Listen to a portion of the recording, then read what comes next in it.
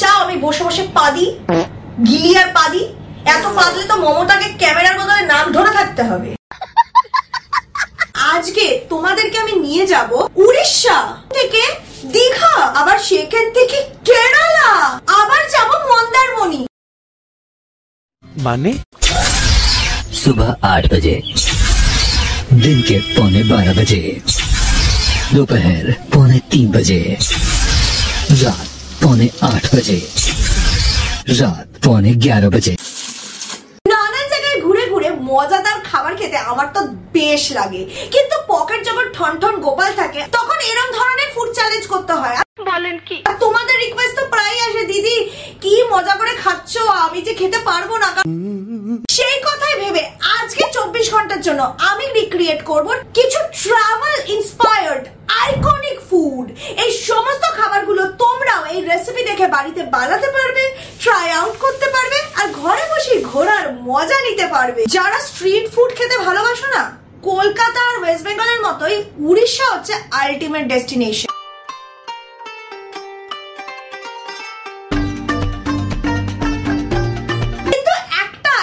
যেটা প্রত্যেকটা গলিতে গলিতে পাওয়া যায় আর যেটা উড়িষ্যা ছাড়া কোথায় পাওয়া যায় না, সেটা হচ্ছে উড়িষ্যার ফেমাস আলুর দম দই বড়া। এবার আমি শুরু করব দই বড়াটা বানানো নিয়ে। আমার কাছে এখানে অলরেডি দই বড়া মিক্সের একটা পাউডার আছে, যেটা উড়দ ডাল মানে বিউলির ডাল দিয়ে বানানো হয়।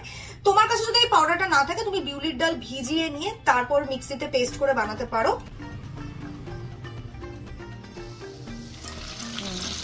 আমরা বড়াগুলোকে ভেজে নিচ্ছি, আর বড়াটা যতক্ষণ ভাজা হবে আমরা দইটাকে প্রিপেয়ার করে নেব। সবার আগে দইটাকে ভালো করে ফেটিয়ে নিয়েছি। এবার দইয়ের মধ্যে অল্প জল অ্যাড করে এটাকে লিকুইড করে নেব। এতে অ্যাড করব কিছু মশলা। সবার আগে যাবে হচ্ছে বিট নুন, তুমি তোমার টেস্ট অনুযায়ী সল্টিনেস দিতে পারো। তারপর এর মধ্যে দিয়ে দেবো হচ্ছে হালকা ভাজা মশলা। এবার তুমি চাইলে ভাজা জিরের মশলাও দিতে পারো, আবার ভাজা মশলা একটা হয় ওটাও দিতে পারো। তারপর যেটা যাবে সবচেয়ে ইম্পর্টেন্ট ইনগ্রিডিয়েন্ট, যেটা হচ্ছে একটা ছক। আর ওই ছকটার মধ্যে আছে গোটা জিরে, তার সাথে কারি পাতা আর দুটো শুকনো লঙ্কা। পুরো তেলযুক্ত ছকের মিক্সচারটা ওর মধ্যে দিয়ে দিতে হবে। বড়াগুলো দিয়ে এবার আমরা চেষ্টা করবো 1 ঘন্টা ভিজিয়ে রাখতে।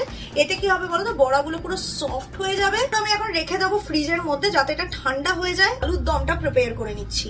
আলুর দমটা বানানোর জন্য আমরা অ্যাজ ইউজুয়াল যেভাবে বাড়িতে আলুর দম বানাই, গোটা গরম মশলা, তেজপাতা, শুকনো লঙ্কা, জিরে ফোড়ন দিয়ে তার মধ্যে পেঁয়াজ কুচি দিয়ে দিয়েছি আর আদা রসুনের পেস্ট দিয়েছি, হলুদ, লঙ্কার গুঁড়ো, জিরের গুঁড়ো আর নুনের একটা জলের মতো মিক্সচার। আজকে বাইরে আকাশ দেখো পুরো অন্ধকার, মানে পুরো ক্লাউডি। জিরে লঙ্কার গুঁড়ো দিয়ে ভালো করে মশলাটা কষিয়ে, আলুটা দিয়ে ভালো করে কষিয়ে ওর মধ্যে জল দিয়ে ঝোল ঝোল করে আলুর দমটা বানিয়ে নিতে হবে। তো আলুর দমটা এখানে কষে যাক, তারপর আমরা সবকিছু একসাথে করে বানাবো আমাদের টক ঝাল মিষ্টি মানে নোনতা দই বড়া। Let's try. এবার একটু দই বড়া, তার উপর আলুর দম, দই, আবার হ্যাঁ লঙ্কার চাটনিটা কিন্তু মাস্ট।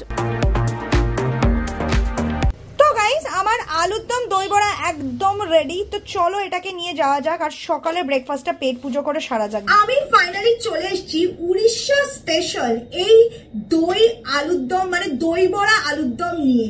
দেখতে তো দারুণ লাগছে, গন্ধে তো পুরো উড়িষ্যার কথা মনে পড়ে গেল। নরম পুরো তুলতুলে বড়াটা। এই হচ্ছে বড়া, একটু সব চাটনি টাটনি সমেত নি।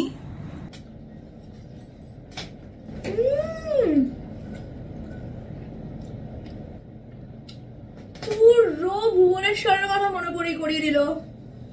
বড়া দেখো পুরো নরম তুলতুলে বড়াটা, দেখেছো? হালকা চাপ দিতেই কেটে যাচ্ছে পুরো। দেখো এই যে আলু, এই আলু আর বড়ায় মাখালাম, সঙ্গে একটু ঝুড়ি ভাজাও নিলাম চাটনি সমেত। ও দইটা অনেকক্ষণ ভিজিয়ে রাখার জন্য একদম চিল্ড আর সফট, তার মধ্যে একটা হালকা সর্ষে আর জিরের ফ্লেভার। আলুর দমটা ঝাল ঝাল, ওপরে যে আমি ধনে পাতার কাঁচা লঙ্কার চাটনিটা দিয়েছি, যেটা আমি রিকোয়েস্ট করে ওখান থেকে নিতাম। পুরো মনে হচ্ছে ভুবনেশ্বরে আমি এখন। তোমাদের মধ্যে কেউ যদি এখানে উড়িষ্যা থেকে হয়ে থাকো, নিচে কমেন্ট করে আমাকে জানাবে। অসাধারণ লাগছে, একটা সুন্দর ঝাল ঝাল টকটক হালকা মিষ্টি নোনতা টেস্ট। অসাধারণ টেস্ট হয়েছে গাইস। সেই স্ট্রিট ফুডের স্বাদ যে বাড়িতে খুঁজে পাচ্ছি এটাই অনেক। প্রায় শেষই করে দিয়েছি, কমপ্লিট করি। একটু দই আনতে যাবো, একটু লিকুইড লাগবে। আর তোমাদের সাথে দেখা করছি লাঞ্চের সময়। দেখে নাও লাঞ্চে আমরা কোন জায়গার কি খাবার স্পেশাল খেতে চলেছি। গাইস, দুর্দান্ত ব্রেকফাস্ট করার পর এখন আমরা চলে যাব লাঞ্চ প্রিপেয়ার করতে। রিসেন্টলি মন্দারমণি ঘুরতে গেছিলাম, উদয়পুর গেছিলাম, দীঘা গেছিলাম, আর ওখানকার প্রচুর খাবার দাবার ভেঞ্চার করেছি। ওখানটা সবার আগে যেটা আমার সবচেয়ে দারুণ লেগেছিল সেটা হচ্ছে মন্দারমণিতে একটা ইউনিক স্টাইলে দেশি চিকেন কারি বানায়। খুব ইউনিক থাকে ফ্লেভারটা, মানে টমেটো বেসড গ্রেভি, একটা হালকা চিকেন মশলার ফ্লেভার, অ্যাবসলিউটলি ডেলিশিয়াস। আমি দাঁড়িয়ে দাঁড়িয়ে দেখেছিলাম ওরা রান্নাটা ঠিক কিভাবে করে। আর তার সাথে উড়িষ্যাতে একটা দুর্দান্ত আইটেম আছে যেটা লিটারালি আমাকে বেগুন প্রেমী বানিয়ে দিয়েছে, সেটা হচ্ছে দই বেগুন। স্টাইলের চিকেন কষা বানানোর জন্য সবার আগে দেখো আমরা চিকেনটা সুন্দর করে ধুয়ে ক্লিন করে নিয়েছি। আর এখানে 800 গ্রামের মতো চিকেন আছে, আর তার সাথে চিকেন মশলা যায়। আমি সাধারণত সানরাইজের চিকেন মশলাটা ইউজ করেছি, আমি টাটা সম্পানটাতে খুব ভালো রেটিং দিয়েছি। তোমরা কখনো ইউজ করেছো কিনা জানাবে। কখনো ভেবে দেখেছো কি চিকেন কারি বা চিকেন কষা তো প্রত্যেকেই বাড়িতে বানায়, কিন্তু প্রত্যেকের হাতের স্বাদ আলাদা কেন? কারণ প্রত্যেকের প্রিপারেশন স্টাইলটা আলাদা, তার জন্য স্বাদটাও আলাদা হয়। মন্দারমণি স্টাইলের এই চিকেন কষাটা আমাদের বাড়িতে তৈরি চিকেন কষার মতো হলেও প্রিপারেশন স্টাইলটা কিছুটা আলাদা। প্রথমেই লাল লাল করে পেঁয়াজ ভেজে নিয়েছি, গোটা গরম মশলাও তেলে দিয়ে দিয়েছিলাম পেঁয়াজটা ভাজার সময়। তারপর এর মধ্যে দিয়ে দিয়েছি রসুন বাটা, আদা বাটা, পেঁয়াজ বাটা পরিমাণ মতো, আর হ্যাঁ অবশ্যই গুঁড়ো মশলা, হলুদ, লঙ্কার, জিরের গুঁড়ো আর কুচনো টমেটো। ভালো করে না মশলাটাকে কষাতে হবে যতক্ষণ না তেল ছাড়ছে না। তারপর চিকেনটা দিয়ে আবার মশলাটাকে কষাতে হবে। যখন চিকেনটা একদম জুসি হয়ে যাবে ওপরে আমি টক দই ছড়িয়ে দিচ্ছি, দিয়ে আবার কিছুক্ষণ কষাবো। তারপর দিয়ে দেবো চিকেন মশলা। চিকেন মশলা দেওয়ার পর আবার কিছুক্ষণ কষাতে হবে, নয়তো একটা কাঁচা গন্ধ ছাড়বে। আর যখন একদম ভালো মতো ভাজা হয়ে এরকম লাল লাল রং হয়ে যাবে, চিকেনটা একদম জুসি আর টেন্ডার লাগবে, চিকেন কারি কিন্তু একদম রেডি। আমাদের মাংস একদম তৈরি, একদম সুন্দর মন্দারমণি স্টাইলের একদম মাংস। উফ, দেখে তো আমার জিভ এখানেই লক লক করছে। বেগুনের জন্য ঝট করে দেখো বেগুনগুলোকে সুন্দর এরকম লম্বা লম্বা করে কেটে নিয়েছি। হলুদ গুঁড়ো আর লঙ্কার গুঁড়ো দিয়ে ভালো করে বেগুনটাকে মেখে নেব। প্রত্যেকটা বেগুনকে ভালো করে ইকুয়ালি কোট করতে হবে। তো গাইস, এটা প্রায় ভাজা হয়ে গেছে। এবার এটাকে আমরা তুলে নেব। তুলে নিয়ে এর মধ্যে ফোড়নগুলো দেবো। ফোড়নের জন্য আমরা ব্যবহার করব 5 ফোড়ন আর গোটা শুকনো লঙ্কা, কারি পাতা। So that is all you need for দই বেগানা। লিটারালি দইয়ের মধ্যে একটুখানি বিট নুন মেশানো হয়, আর বেগুনটা ভাজা হয়ে গেলে 5 ফোড়ন, কারি পাতা আর শুকনো লঙ্কা, কাঁচা লঙ্কার একটা ছক বানিয়ে বেগুনটা সমেত দইয়ের মধ্যে ঢেলে দিতে হয়। তো চলো এবার লাঞ্চটা মানে পাতে পারা যাক, আর তারপর পেট পুজোটা করা যাক।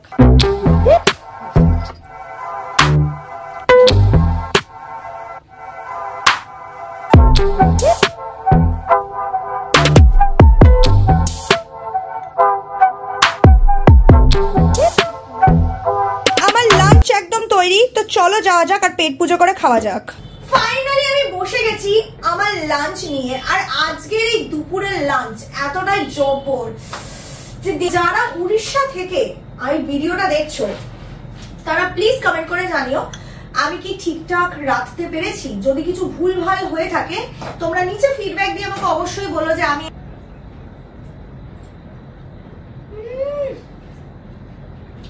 একটা অসাধারণ ক্রিমি টেক্সচার বেগুনটার মধ্যে, দইয়ের একটা টক টক ভাব, তার মধ্যে সুন্দর একটা জিরে আর কারি পাতার ফ্লেভার।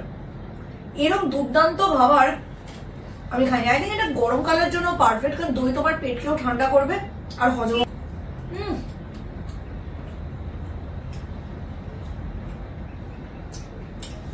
উড়িষ্যার যেন স্বাদটা আমি ফিরে পেলাম এরকম মনে হচ্ছে। তো গাইস, এই হচ্ছে আমাদের চিকেনের ঠ্যাং। তার সাথে আমরা নিয়ে নিচ্ছি অল্প চিকেনের গ্রেভি।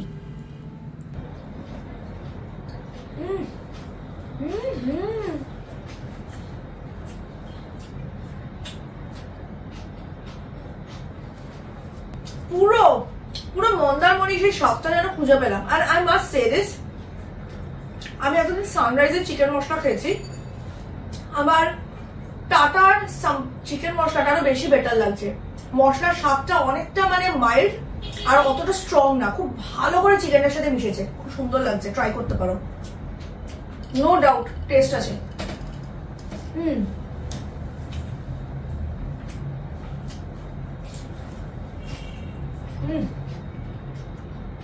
ধরনের তোমরা যদি চাও আমি তোমাদের কোনো ইউনিক রেসিপি ট্রাই করি, করে ভিডিও বানাই, তাহলে অবশ্যই তোমাদের নাম মেনশন করে আমার সাথে এরকম ইউনিক রেসিপিস শেয়ার করতে পারো। আমি তাহলে বাংলাতে একটা ভিডিও করব সাবস্ক্রাইবার সেন্ট রেসিপিস, ঠিক আছে? নিচে কমেন্ট করে জানিও। তো guys, lunch complete, green tea নিয়ে বসে পড়েছি। তো এইটা খাওয়া মাস্ট, তো তা তো গিলবো কি করে, হজম হবে না তো। তোমরা কি চাও আমি বসে বসে পাদি গিলি আর পাদি? এত পাদলে তো মমতাকে ক্যামেরার বদলে নাক ধরে থাকতে হবে। রিসেন্টলি আমি যখন একটা রোড ট্রিপে যাই ফ্রম পুরুলিয়া টু মন্দারমণি, উদয়পুর, আমি জানতে পারি যে উদয়পুরকে নাকি মানে ওয়েস্ট বেঙ্গলের গোয়া বলা হয়। এবার আমি গিয়ে বুঝতে পারি এটা ওয়েস্ট বেঙ্গলের গোয়া একদমই নয়, কারণ গোয়ার ক্রাউড অনেক বেটার হয়। এখানে মানে প্রচুর অ্যালকোহলিক ছিল, যেটা আমার পার্সোনালি একটুখানি আনকমফোর্টেবল ফিল হয়েছে। সমুদ্রের মধ্যে যে বসে একটা খাওয়া দাওয়ার মজা আর আমেজ, সেটা ডেফিনেটলি গোয়ার মতো এনজয় করতে পারবে। আর আমি ওখানে একটা দুর্দান্ত লেভেলের ক্র্যাব মশালা ট্রাই করি, আর ওই রেসিপিটা না লিটারালি আমি শুট করে হিন্দি চ্যানেলে শেয়ার করেছিলাম, আর ভেবেছিলাম যে কোনো না কোনো দিন তো বাড়িতে ট্রাই করবো, কিন্তু তারপর আর করা হয়নি। আজকে করব। আজকে আমরা উদয়পুরের সেই ফেমাস ক্র্যাব মশালা ফ্রাই ট্রাই করবো। হাম কেকড়া খাएगा, কেকড়া। উদয়পুর স্টাইলে কাঁকড়া বানানোর জন্য সবার আগে দেখো কাঁকড়াটাকে আমি সুন্দর করে গরম জলে ধুয়ে একদম পরিষ্কার করে নিয়েছি। এগুলো একটু ছোট সাইজের কাঁকড়া, কারণ এখন অব্দি অত বড় সাইজের কাঁকড়া মার্কেটে ওঠেনি। আমি একটা জিনিস লক্ষ্য করেছিলাম, ওরা যখন বানায় বেশিরভাগই থেতো আর মিহি করে বাটা নেয় না, কোর্স বাটা। তো এখানে দেখো কোর্স বাটাতে আমি পেঁয়াজ নিয়েছি, তারপর হালকা থেতো করা রসুন আর আদা, তার সাথে থেতো করা কাঁচা লঙ্কাও রয়েছে। বানানো খুবই সহজ। প্রথমে কাঁকড়াগুলোকে হালকা ভেজে নিতে হবে, তারপর পেস্ট করে রাখা মশলাগুলোকে সব দিয়ে হালকা হলুদ গুঁড়ো, জিরের গুঁড়ো আর বেশ অনেকটা লঙ্কার গুঁড়ো দিয়ে ভালো করে ক্র্যাবটাকে কষাতে হবে। গাইস, এবার একটু ভালো করে কষবে। যে রান্নাটা করছি না কাঁকড়া দিয়ে, এটার একটা সবচেয়ে ইউনিক ইনগ্রিডিয়েন্ট যেটা আমি উদয়পুরে গিয়ে বুঝতে পেরেছিলাম, সেটা হচ্ছে টমেটো ক্যাচাপ। মানে এটার জন্যই ওই মিষ্টি মিষ্টি একটা বেশ টমেটোই একটা ফ্লেভার আসে, যেটার জন্য ঠিক ঘরোয়া মশলার মতো লাগে না, ওটা একটা ইউনিক টেস্ট আসে। তো এই টমেটোটা সসটা আমরা দিয়ে দেবো যখন মশলাটা হালকা কষে কষে আসবে।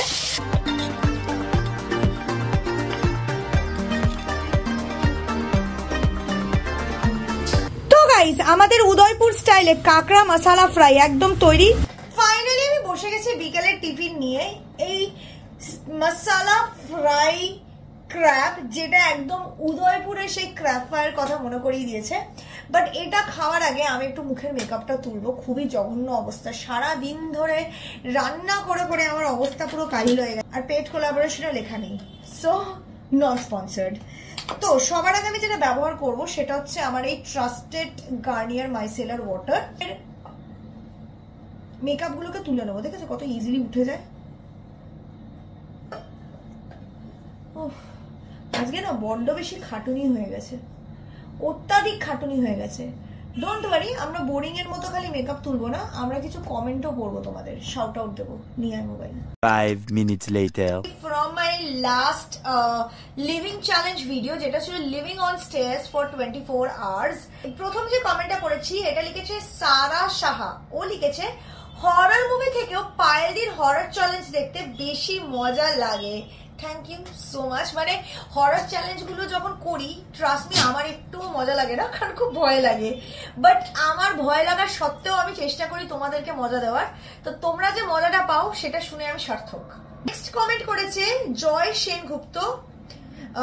এই ধরনের অস্বাস্থ্যকর অপরিচ্ছন্ন পরিবেশে খাওয়া শোয়া রান্না করা ঠিক না।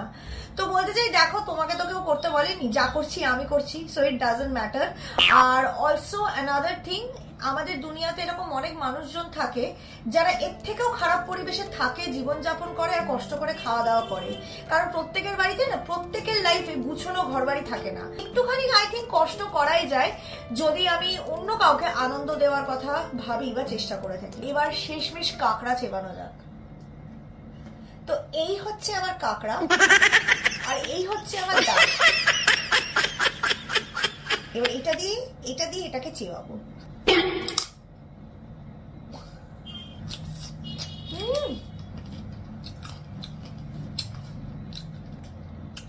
এই যে কাঁকড়ার সাইজটা একটু ছোট, খেতে টেস্টি লাগছে, বাট ওই মজাটা আমি পাচ্ছি না যেটা একটু বড় সাইজের কাঁকড়া পাওয়া যায়। আসলে কি বলতো, কাঁকড়াতে এমনিতেই মিট অ্যামাউন্ট খুব কম থাকে, আর ছোট কাঁকড়া হলে আরোই মাংস পাওয়া যায় না, খালি চেবাতে হবে। কি করবো বলো, বড় কাঁকড়া আরো কদিন বাদে উঠবে। সবে সবে তো বর্ষাকাল শুরু হলো, মানে কেচাপের একটা সুন্দর একটা মিষ্টি মিষ্টি ফ্লেভার আছে কিন্তু।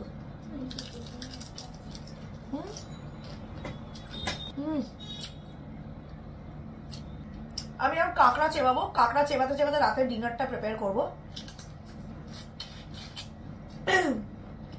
রাতের ডিনারে আমাদের বিকেলে যেটা খাবো প্ল্যান করেছিলাম চিকেন 65, ওটা তো রাতে থাকবেই, কেরালার স্পেশাল। রাতের জন্য চিকেনটা আমরা ম্যারিনেট করে রাখছি, কারণ এটা কিছুক্ষণ ম্যারিনেশনে রাখতে হয় বিফোর কুকিং। গরম মশলা, ব্যাস। এবার এর মধ্যে ময়দা আর অল্প কর্নফ্লাওয়ার, হাফ।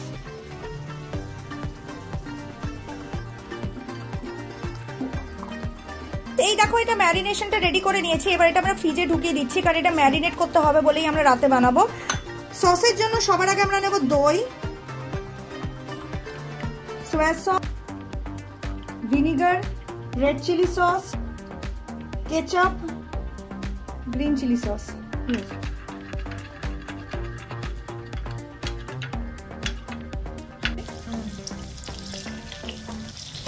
আমি এখানে ফাইনালি বসিয়ে দিয়েছি চিকেন 65, কারণ আমাদের ওয়াই একদম তৈরি। আর চিকেন 65 বানানোর জন্য চিকেনগুলোকে তো আমরা আগেই ম্যারিনেট করে নিয়েছিলাম, কিভাবে ম্যারিনেট করেছি তোমাদের দেখিয়ে দিয়েছি।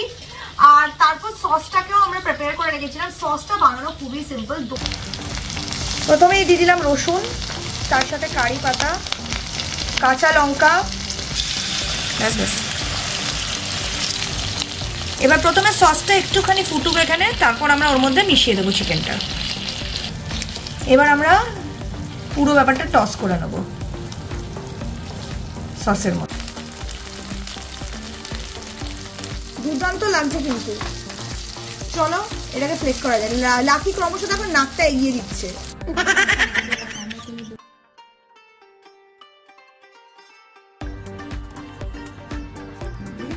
ট্রাই করছি চিকেন 65 গুলো, যেটা নিয়ে আমি বেশি এক্সাইটেড। তো চলো এটাকে ট্রাই করা যাক।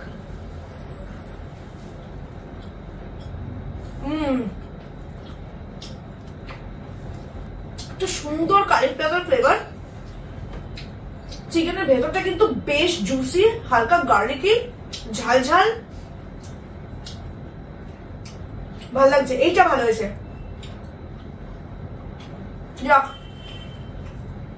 চিকেন 65টা মেরামত করে দিয়েছে। Try the 65 recipe. দারুন। Chicken 65 is so good. তো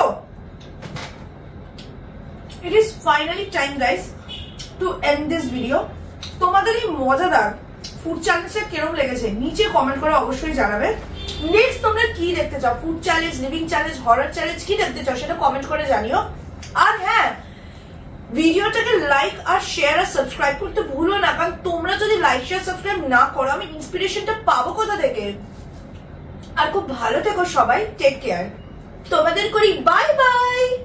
আর আমি গাবদে গুবদে খাই। বাই।